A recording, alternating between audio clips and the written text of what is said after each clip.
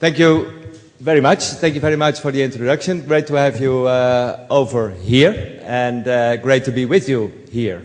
I would like to share some examples, yes, of the collaboration between the Netherlands and China, and we'll go through it and have time for questions afterwards. Let's first look at the broader context. Because you see, in the coming decades, we all know we will have a strong increase in population, plus 2 to 3 billion people in the next 30, 40 years. So that's even more than one China in addition. That's quite a bit. But next to that, many people, also 2 to 3 billion people, will increase in wealth from the low income to the middle income. And that also has a major effect on food and food demand. And when you combine those two, it means that there will be an enormous increase in the demand for food, and especially in the demand for high quality protein. So the people going to the middle class income, they will ask more high quality protein, and that means almost a doubling in demand for vegetables, dairy, and meat. So when you look at it and when you quantify it, that means that in the next 4 or 5 decades, we have 40 years, we have to produce more food than in the past 4,000 years. So it is a tremendous challenge. It stops. It stops. It still works or not? I think I will keep this one. That means that there is a tremendous challenge, but at the same time that's also a big opportunity, because there is almost no second industry in the world who can predict for sure that there will be a growth in demand in so many years ahead. 1 year ago, we had the President of China, President Xi Jinping, and his wife over for a state visit to the Netherlands. And he especially asked himself to be informed about the Dutch Agri&Food model, and especially the success of the Dutch Agri&Food model. Because in China and in the Netherlands, we have about the same amount of land per capita available, and yet in China you need to import quite some food, and in the Netherlands we export 70%, 7-0. So he wanted to get background on it, and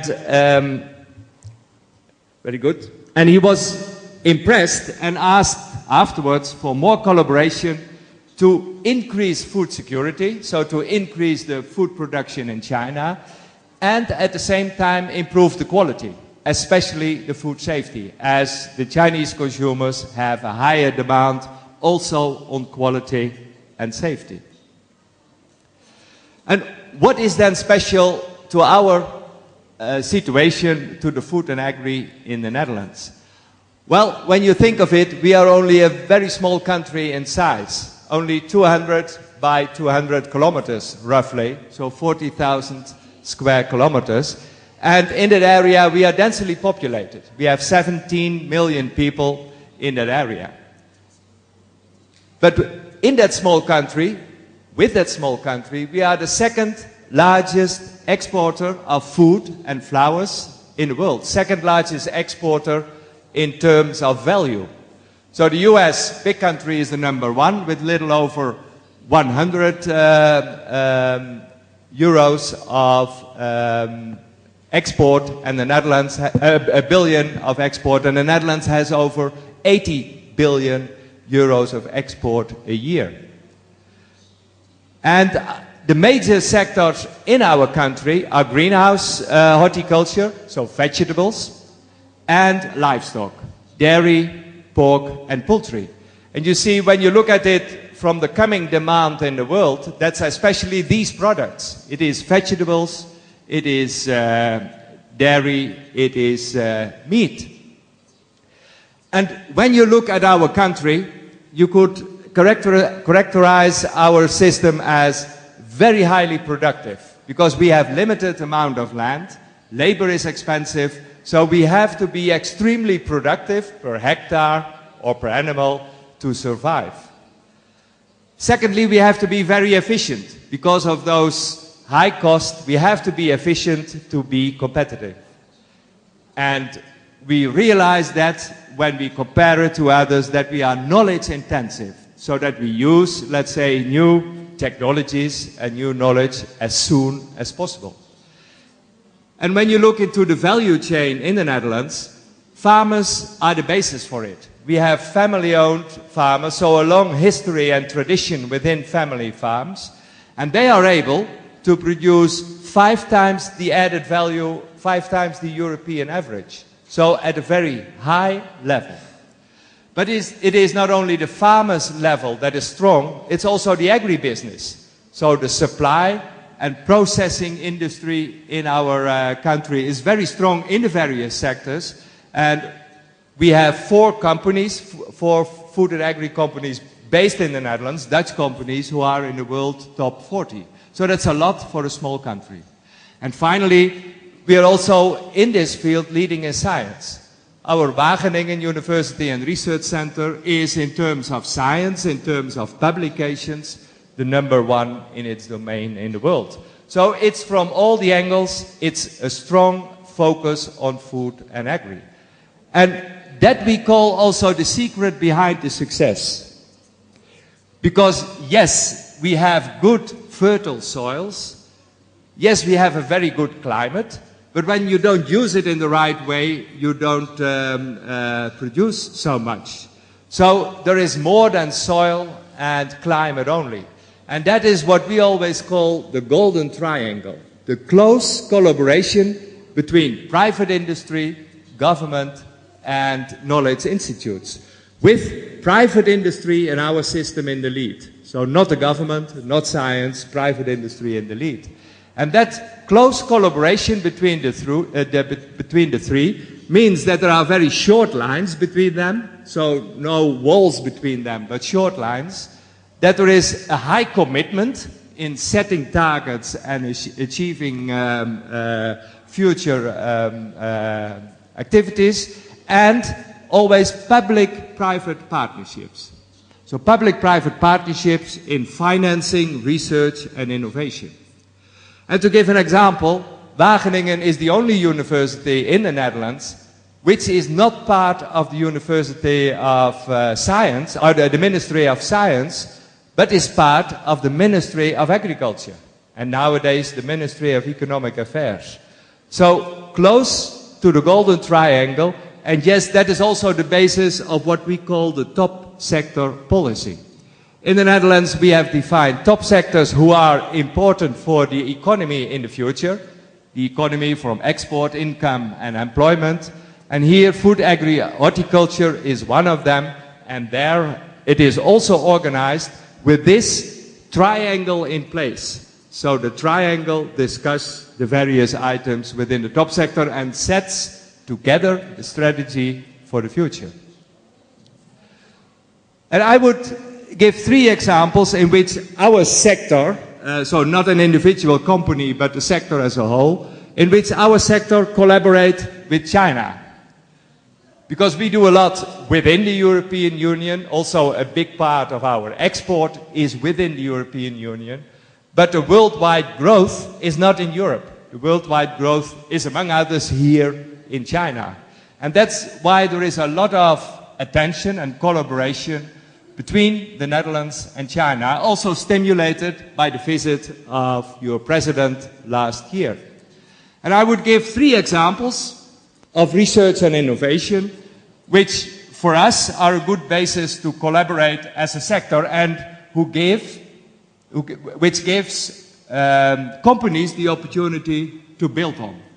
And one is applied research, an applied research center in horticulture.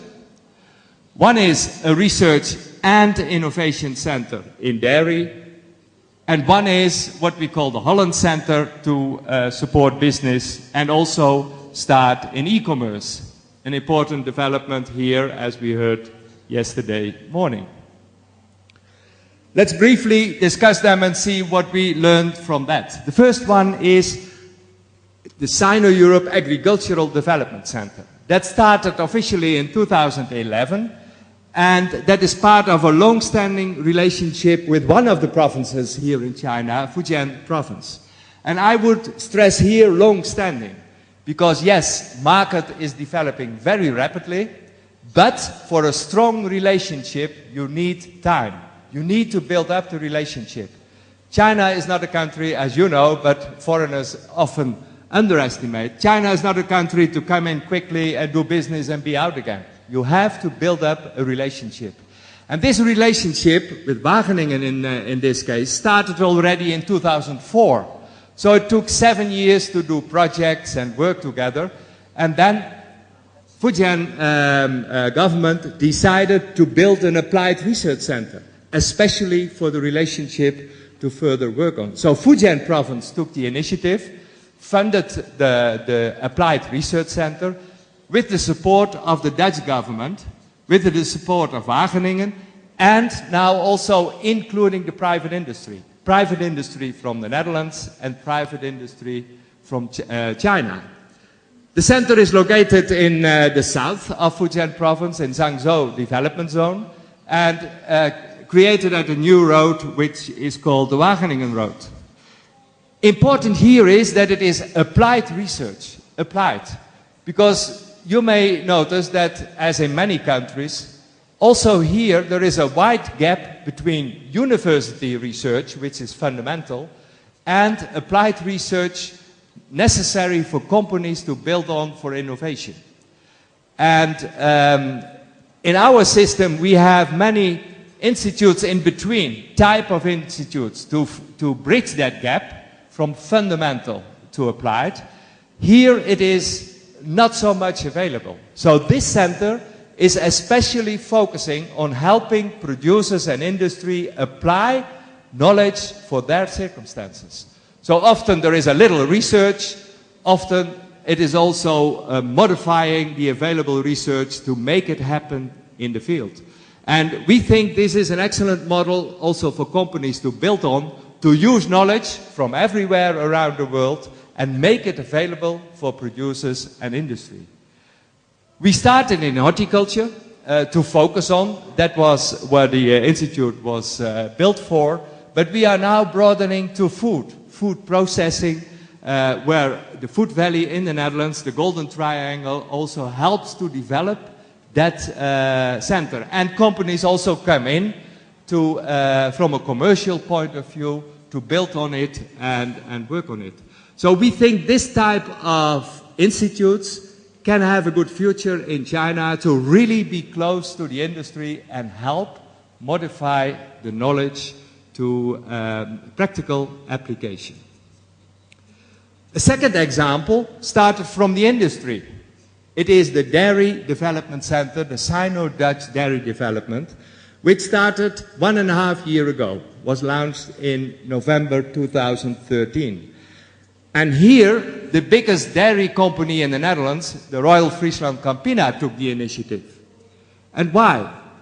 Friesland Campina had a very fast increase in export of baby milk powder to China because of food safety reasons. You had a problem with melamine here in China, in dairy, and people did not trust the baby milk powder especially.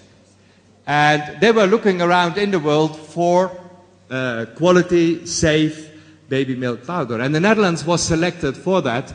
And within 2 years, the export of Friesland Campina to China in baby milk powder only passed 1 billion euros a year. So it went very fast. But they said, and I fully agree, that cannot last forever. China will not always be dependent on imports. So at the same time, you need to work on improving the system itself.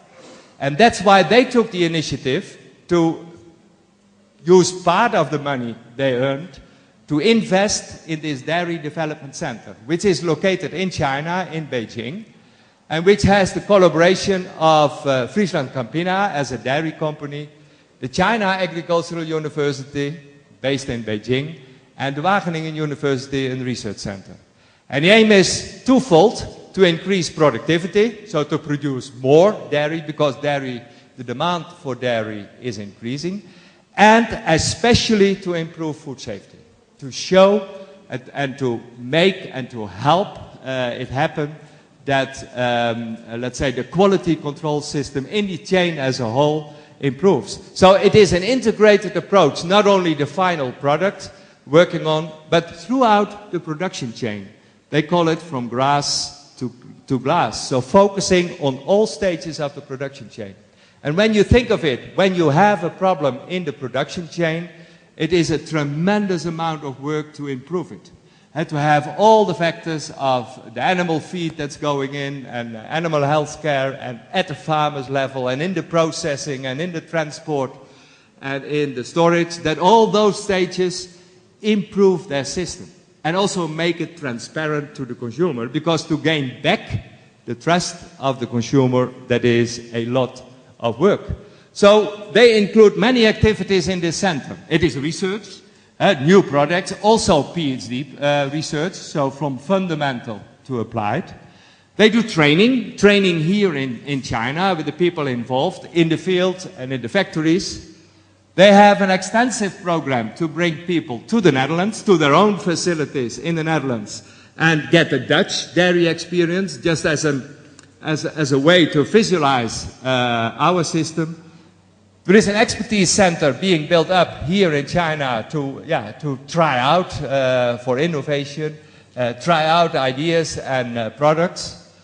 They have publications, once again, science, so fundamental publication and applied, and also exposure. So when the president was over, they also presented themselves, the CEO was involved to present this approach in China. And we think this combination of export for the short term and at the same time build up joint research and innovation here in China is an excellent model for companies, at least for Dutch companies in the future.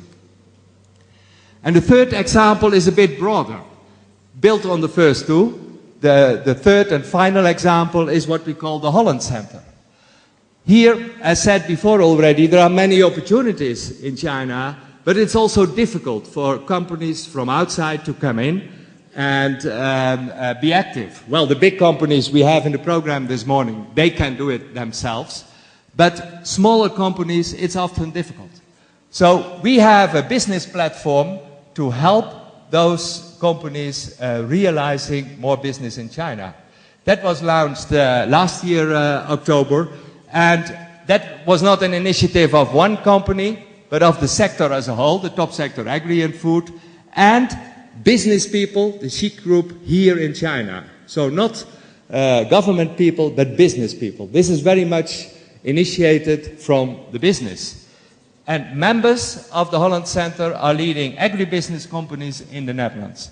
They drive the center, and they help make sure that it really leads to business. So it's not a talking group, but an action group. It should lead to business. And many activities are in the center. It is demand-driven, so when companies ask for it, we try to facilitate. But two activities are especially of importance. That is matchmaking, tailor-made matchmaking, and that's e-commerce. And the first one is important, tailor-made, because how do you find a right customer or a right partner for a joint venture or for any other type of collaboration? It's not so easy. So we organize them tailor-made. So we know beforehand what companies from the Netherlands are in the matchmaking, and we are looking through the Chinese partner for companies that fit them. Companies from China that has a bigger chance to give a good fit. And this weekend we will have a second matchmaking this year in Beijing, where Dutch companies are in, and where for each of the Dutch companies about 5 partners, potential partners, have been invited from China to discuss. And we think the chance of success is much bigger when you spend time on that instead of organizing a dinner or a meeting where you don't know beforehand who will come and if people come, if that are the right companies or people. So matchmaking, very important. And e-commerce is another commercial activity that came out of this platform. And as we heard yesterday, although it is still small in volume, it is very rapidly increasing in food and beverages. So what we do together is that we negotiate with the platforms here, the important ones like Tmall and the #1 store and JD.com, in the top priorities to work with. So they provide the infrastructure, but we together present ourselves as a Holland mall. Because Holland now had the food through Friesland Campina as an example is an example of safe food, quality food. So we bring in together with the companies involved under the umbrella of Holland, the hollandbuy.cn. So we leverage together on the brand, and we think that helps individual companies to launch their export and e-commerce activities. Because there are so many brands here on the internet, so you either have to be very strong and very well known in the world, or you have to do something else to become visible for the consumer. And we think this combination to leverage on the strength of Dutch Agri&Food together is an opportunity. We are currently preparing this, and it will be launched after summer. So to conclude, we say, when you look at it, the time is ripe to strengthen the collaboration in Agri&Food. And not only for the Netherlands, for many, but we certainly focus on it and are very active. Because China is a big consumer market, and the Netherlands is very strong in food and agri to increase productivity and help improve quality. So this is an excellent combination of the two. And yes, we now have a long-term experience and some good examples in place to build on. And we try to join forces as much as possible, because China is a big country, and for many smaller companies, too big, I would say, to work at. And those of you, this is also one of the activities of the Holland Center, to have study tours to the Netherlands and meet the companies, see the sector. So it happened to be the end of June that we have an organized visit, a study tour to the Netherlands, to look in horticulture, in dairy, in food, meet with companies. So a well-organized study tour throughout our system, for which you are happy to join. And you see here in China there is a contact person, Jenny Liu, who is also available here, who is happy to give any further information how to join.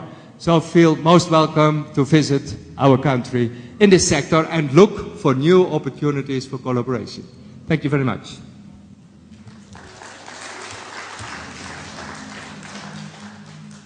It happened to be that I will also chair the session this morning, so I may open the floor now for questions. So are there any questions or comments on this? Yes, please, I will.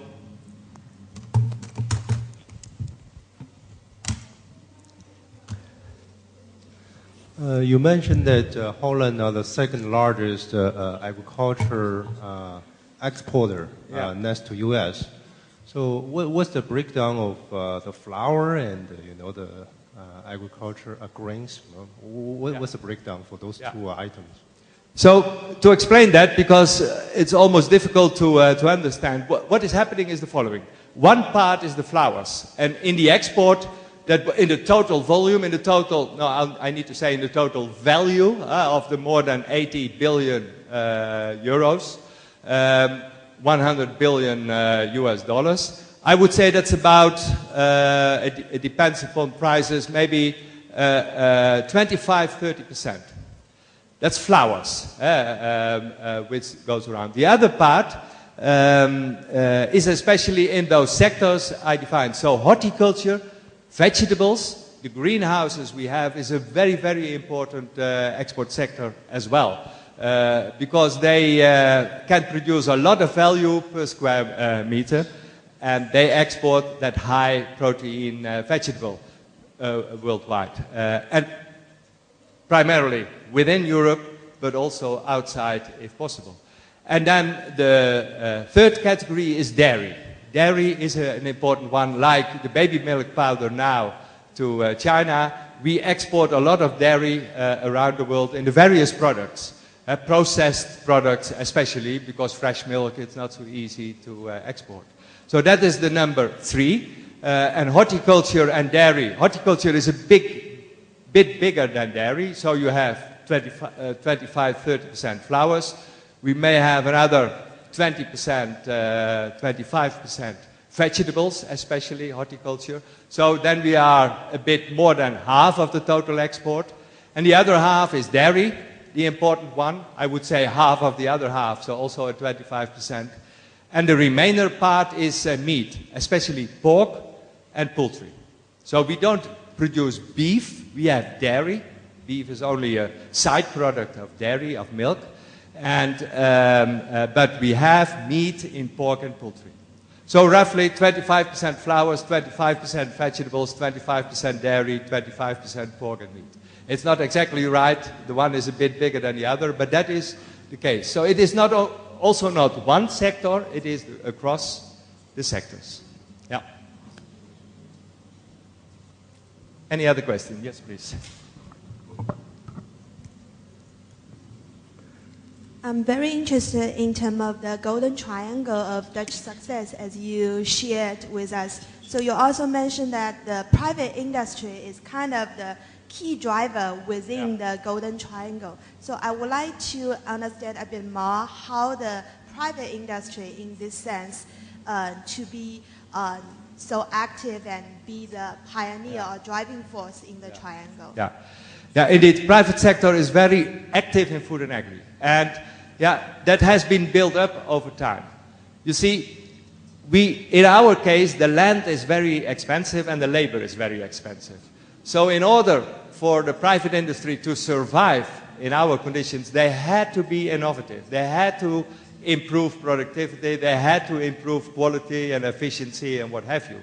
So there has always been a drive to look at research and innovation. Because when they would keep on doing the same, they would be behind in competition and would not survive.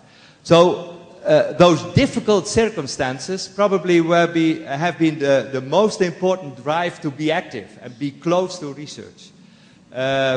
Once they did it and built it up over years, and they found out that that was a successful model, they were stimulated to do more. Because when you feel success, you like to increase. And so that's why the demand from the private industry to be close to research has come bigger over time. And nowadays, where we have many new potential technologies, often they are too expensive to develop for one individual company. Yeah, the bigger ones they can, but the smaller ones they cannot develop that technology for their own. So there is a lot of research necessary to develop that, to bring it further, and then at the end each individual company takes it for his own and make products out of it. So with the more complex technology, that's another stimulation, another stimulus for the industry to work closely with research. It also asks quite a bit from research, because in the beginning people think, our freedom has gone because the private industry will come and tell what we have to do. That's not the case.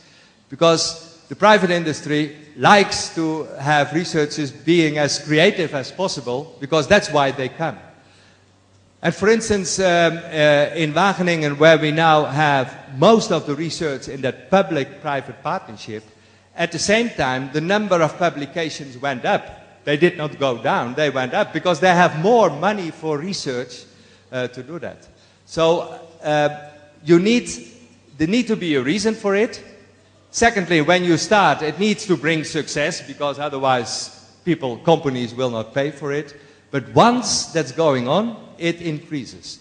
And that's why it is now formally included in the top sectors as well, where even the private companies, for quite a big part of the research, have the major say in what type of research needs to be done. So should we spend more research on food safety or on quality or on productivity or what have you. So the voice of the industry, the possible voice influence has become even bigger over the years. And we think that will further grow. Also, let's say when we support the export, because the world is big, the world is different, so we also need a lot of research and collaboration in improving our export. So we think this will not stop again. This will continue and will further increase.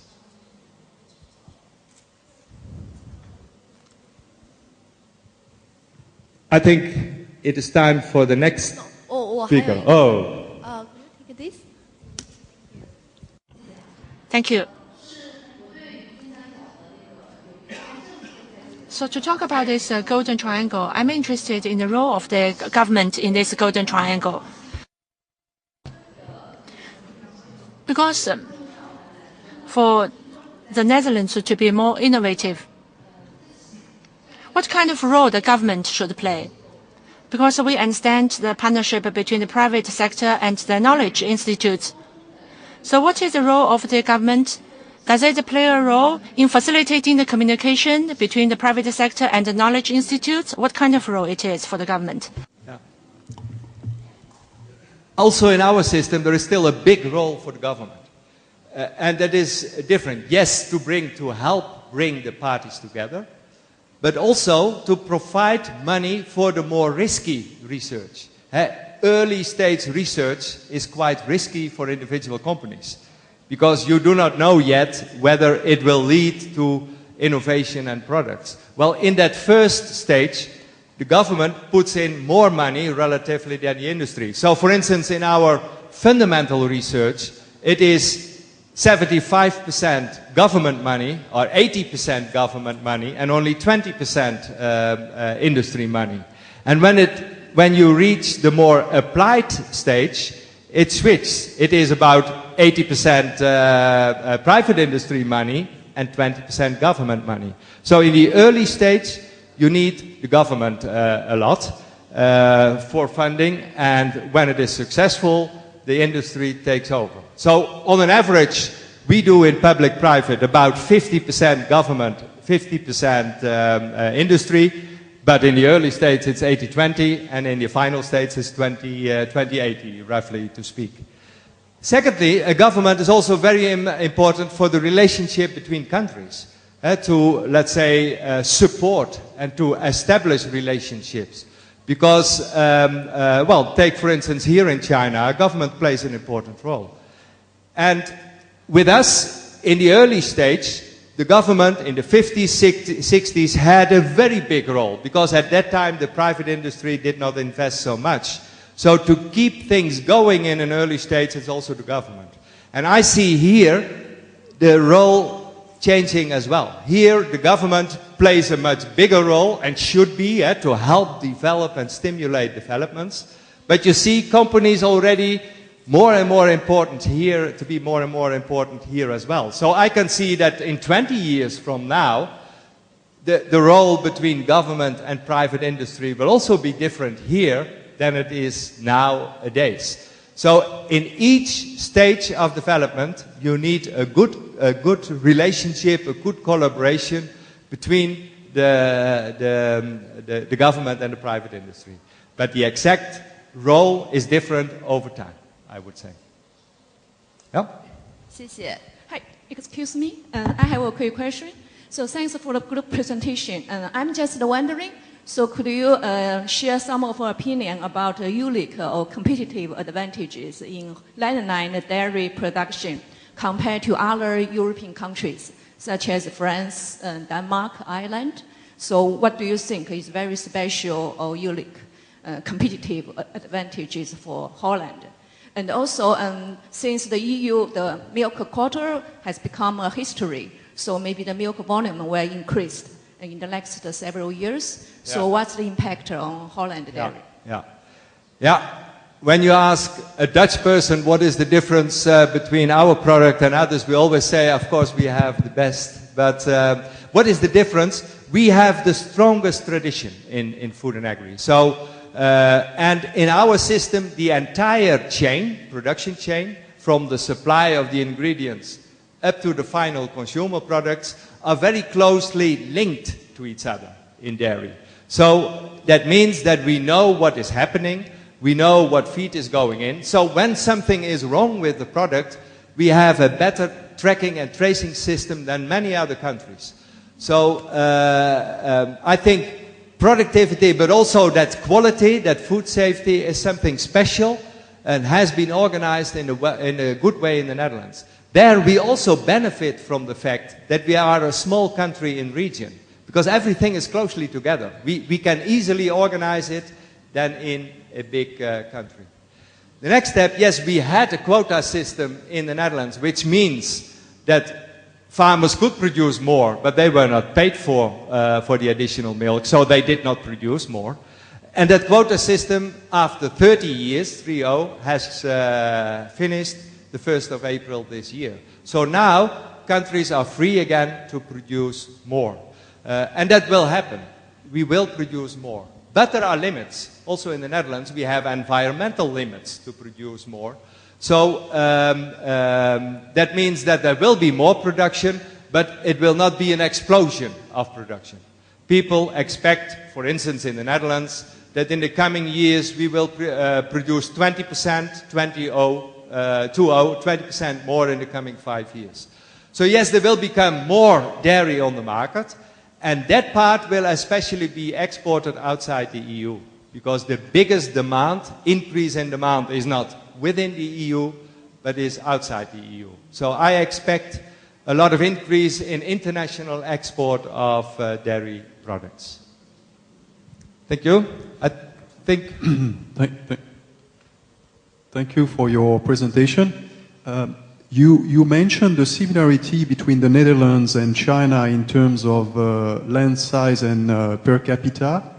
The Netherlands is strong at intensive production, animal production, agricultural production. Are you sharing also with China all the matters related to waste treatments, which is a very big issue in China at the moment and growing?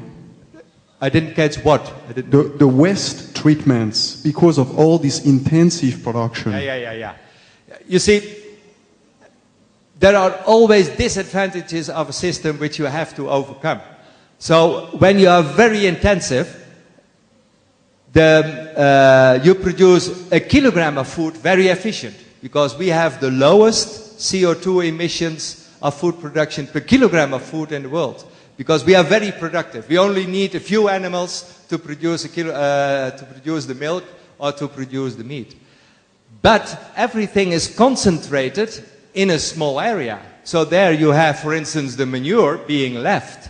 And there you have a disadvantage of the manure. So either you're able to process it and let's say, use it again, or you create a problem. Well, in the 90s, we had a big problem because we did not have any issues to, let's say, reduce the waste. Over time, then, technology is being developed, and then we are able to process much more. Otherwise, we wouldn't be able to grow. So that's always a balance when you are so much in the front, a balance of those advantages and disadvantages. And of course, when you work together, people... You share that. You share what is necessary to come to that level. And that's why we also have always visits to the Netherlands. Because when you tell, it's difficult to tell all the aspects of a system, how it works together, and what are the pluses and the minuses. But when the groups comes to the Netherlands, they can see and they can discuss. And they can also see how you are working on solving the problem of that time. And in each stage of development, you have new problems, let's say, in your system. At the same time, there is also new technology coming up or being developed to help to improve. So it goes step by step. And yes, that is fully shared. Yes, now we have a problem because I'm the chairman to keep the time and you give all the questions. So don't blame me then. Yes, please. Sorry, 我想最后问一个问题。 So my question is related to the previous questions. And still about the research findings, how to convert that into how to commercialize it. And I want to talk about China. A lot of researchers are sponsored or financed by the government, but the ownership of the research findings belongs to the research institutes, universities, or the government. This ownership has become a barrier for the commercialization of such research findings. So how does Holland deal with this problem? Yeah, very good questions. The first one, let's start with the last one. Let's say how to commercialize. That's a very important aspect, because when you keep all the IPO for yourself or for the government, companies cannot use it. And at the end of the day, no one uses it. So in our public-private partnerships, it is always being discussed beforehand who will own the IPO. It's beforehand. And there are models that you share it, or there are models that the government or the research institutes can keep it, or there are models that the private industry, who is involved in that project and finances the project, can take it. Very important is that you discuss it beforehand and that you set up the model to how to share the benefits. And in our system, in the beginning, everyone, also researchers, thought, we keep it because that will bring us a lot of money. But then it doesn't happen. So we are more and more, we have learned to make it available to the private industry, because they should be able to market it and then take a share. When they are successful, pay 1% or 2% or 10% to the research institutes as well for the new research in the future. That's a much better model, because then a private company likes to share. When they are successful, they have something to share. But when they have to pay upfront a big amount of money to get that IPO, they won't do it. That's too risky. So I think being flexible as much as possible and an easy model to keep it going, that's very important. The first one, how to, let's say, come into that stage. That's why we think applied research is important. Bigger companies have their own R&D and can make it available to their company. But in food and agri, you have many smaller companies, and they do not have an R&D department. And that's why applied research, with the three parties involved, government, private industry, and science, is very important to bridge that gap between fundamental and applied research in the field. So that's a very, very important stage. It does not bring you a lot of publications, scientific publications, but it helps you to get the product available or the new process available in the field. So applied research is something I think needs to be done also more in China as a bridge between universities and the field. Professor Aalt, we can have one more question because Mr. Nanini go to the bathroom. Yeah. So, okay. We can allow for one more question. Any more questions?